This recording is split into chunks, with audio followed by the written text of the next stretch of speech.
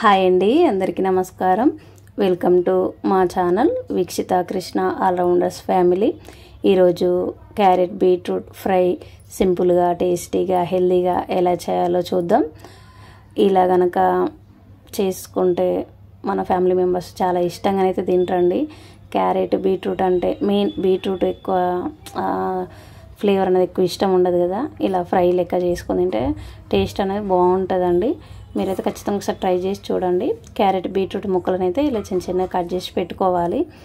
ఒక కళాయి పెట్టేసుకొని స్టవ్ ముట్టించేసుకొని ఆయిల్ వేసుకోవాలి. నేనైతే 3 పావుల ఆయిల్ అయితే వేస్తున్నా. అందులో మసాలా దినుసులు వేసుకోవాలి. షాజీరా, దాల్చిన చెక్క, యాలకులు, అలాగే షాజీరా, బిర్యానీ ఆకులు 2 వేసుకోవాలి. అవి కొంచెం ఫ్రై అయిన తర్వాత కరివేపాకు వేసుకోవాలి. ఒక ఆనియన్, 4-5 పచ్చిమిర్చి కూడా చిన్న చిన్న ముక్కలకి కట్ చేసి వేసుకోవాలి. కొత్తిమీర, పుదీనా కూడా తాలింపులోనే వేసుకోవాలండి, చాలా బాగుంటుంది. ఫైనల్కి కూడా వేసుకోవాలి మళ్ళీ. వీటి వల్ల ఫ్లేవర్ అన్నది చాలా బాగుంటుంది అన్నమాట. అసలైతే మనం ఫ్రై అంటే మనం ఆనియన్స్ వేయం కదా, ఇందులో వేసుకోవాలండి. కాకపోతే బాగా గోల్డెన్ కలర్ వచ్చే వరకు అయితే ఫ్రై చేసుకోవాలి. ఇదైతే క్యారెట్ బీట్రూట్ ఫ్రై సింపుల్గా మనం ఫ్రిడ్జ్లో పెట్టి ఉంచుకుంటే అయితే 1 వీక్ 2 వీక్స్ అయితే ఈజీగా ఉంటుందండి. టేస్ట్ బాగుంటుంది, ఎక్కువ రోజు కూడా నిలువ ఉంటుంది అన్నమాట. ఇలా ట్రై చేసి అయితే మీరు చూడండి ఖచ్చితంగా. ఈ క్యారెట్ ఎక్కువ వేసుకొని బీట్రూట్ తక్కువ వేసుకోవచ్చు అండి. లేకపోతే 2 ఈక్వల్గా వేసుకోవచ్చు, లేకపోతే బీట్రూట్ ఎక్కువ వేసుకొని క్యారెట్ తక్కువ వేసుకోవచ్చు. అది మన ఇష్టం, అది పూర్తిగా మన ఆప్షనల్ అన్నమాట. ముందుగా క్యారెట్ ముక్కలను వేసుకొని తర్వాత నేనైతే బీట్రూట్ ముక్కలను వేస్తున్నా. ఇవి వేసుకున్న తర్వాత కలుపుకొని సిమ్లో ఉంచుకొని మనం ఫ్రై చేసుకోవాలండి. అట్లయితే మనకి అందులో ఉన్న వాటర్ అన్నది బయటకు వస్తుంది. ఒక 5-10 నిమిషాలు అయితే సిమ్లో పెట్టి చేసుకోవాలండి. కొంచెం ఓపికతో చేసుకుంటే టేస్ట్ అన్నది చాలా బాగుంటుంది అన్నమాట. ఇలా కలుపుకున్న తర్వాత ఇవి 1/2 కేజీ కదా, నేనైతే ఒక 2 టమాటాలు అయితే వేస్తున్నా. ఒకవేళ పావు కిలో వేసుకున్నారు అనుకోండి, 1 టమాటా వేసుకోండి. కేజీ అనుకోండి 3 టమాటాలు అయితే వేసుకోండి. అయితే నేను పోపు దినుసులు అప్పుడు వేయలేదండి, ఇప్పుడైతే వేస్తున్నా. ముక్కలను అయితే ఇట్లా రౌండ్గా చేస్తే మధ్యలో ఆయిల్ వస్తుంది, అందులో పోపు దినుసులు వేసుకోవాలి. ఆవాలు, జీలకర్ర, అలాగే మినపప్పు, శనగపప్పు వేసుకోవాలి. ఇట్లా కలుపుకొని ఒక 5 నిమిషాల పాటు వాటిని అట్లా వదిలేయాలండి. అట్లయితే మంచిగా ఫ్రై అవుతాయి అన్నమాట. గోల్డెన్ కలర్ అయితే వస్తాయి. చూడండి, నేనైతే మీకు చూపిస్తా.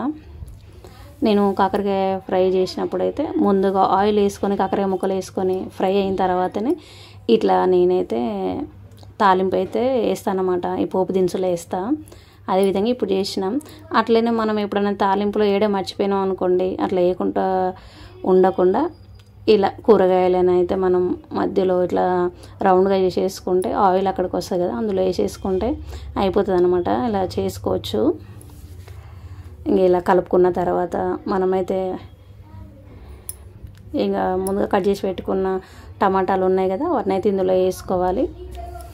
వీటిని కూడా వేసుకొని కలుపుకొని ఒక 5-10 నిమిషాల పాటు సిమ్లో పెట్టి మనము ఫ్రై చేసుకుంటే ఏమవుతుందంటే అందులో వాటర్ బయటకు వచ్చిన తర్వాత హై ఫ్లేమ్లో పెట్టుకొని అప్పుడు మనం ఫ్రై చేసుకోవచ్చు. అప్పుడు ఏం ఎక్కువ కూడా మాడది. ఈ టమాటా వల్ల మనకి కొంచెం లైట్గా పులుపు ఉంటుంది కదా. ఈ బీట్రూట్ ఫ్లేవర్ మనకు ఎక్కువ తెలియదు అనమాట. ఈ మసాలా ఫ్లేవర్స్, టమాటా ఫ్లేవర్ వల్ల టేస్ట్ కూడా బాగుంటుంది. ఇవి 50-60% ఫ్రై అయిన తర్వాతనే హై ఫ్లేమ్లో పెట్టి ఫ్రై చేసుకున్న తర్వాత సిమ్లో పెట్టేసుకొని ఉప్పు, కారం, పసుపు వేసుకోవాలి. కొంచెం కారం తక్కువనే వేసుకోండి, ఎందుకంటే మనం తాలింపులో ముందు మనం మసాలా దినుసులు వేస్తాం, ఫైనల్లో కూడా మసాలా పొడులు వేస్తాం కాబట్టి కొంచెం కారం అనేది అయితే తక్కువనే వేసుకోండి. ఉప్పు, కారం, పసుపు వేసుకొని కలుపుకొని ఇంకా సిమ్లోనే పెట్టుకొని చేసుకోవాలండి. హైలో పెట్టుకుంటే మాడిపోతుంది. కలుపుకొని ఇంకా మనము ఒక 10 నిమిషాల అయితే సిమ్లోనైతే ఫ్రై చేసుకోవాలి. అలా చేసుకున్న తర్వాత మనము ఇందులో మసాలా దినుసులు అయితే వేసుకోవాలండి. గరం మసాలా, ధనియాల పొడి, జీలకర్ర పొడి వేసుకోవాలి కంపల్సరీగా. ఇవి వేసుకున్న తర్వాత మీకు ఇష్టమైతే మెంతి పొడి ఉంటుంది కదా, లైట్గా వేసుకోండి. అది వేసుకోకపోయినా పర్లేదు, అది ఆప్షనలే. ఇష్టం ఉంటే వేసుకోండి. ఇలా కలుపుకున్న తర్వాత 1 నిమిషం 2 నిమిషాల తర్వాతనైతే మనము కొత్తిమీర, పుదీనా వేసుకోవాలి. ఇంకా చూడండి, ఎక్కడ కూడా మాడలేదు. ఇట్లా సిమ్లో పెట్టి చేసుకుంటే టేస్ట్ కూడా బాగుంటుంది. మాడకుండా కూడా ఫ్రై అనేది చాలా బాగా వస్తుంది. ఒక 6-7 ఎల్లిపాయలు అయితే దంచుకొని వేసుకోవాలి. అలాగే కొత్తిమీర పుదీనా కూడా వేసుకోవాలి. ఒకవేళ ఎల్లిపాయ వేయకపోతే అండి ఇంగు ఉంటుంది కదా, అది వేసుకోవచ్చు. కలుపుకున్న తర్వాత మళ్ళీ 1 నిమిషం 2 నిమిషాల తర్వాత అయితే కరివేపాకు కూడా ఫైనల్గా వేసుకుంటే ఆ కరివేపాకు ఫ్లేవర్ అనేది చాలా బాగుంటుంది.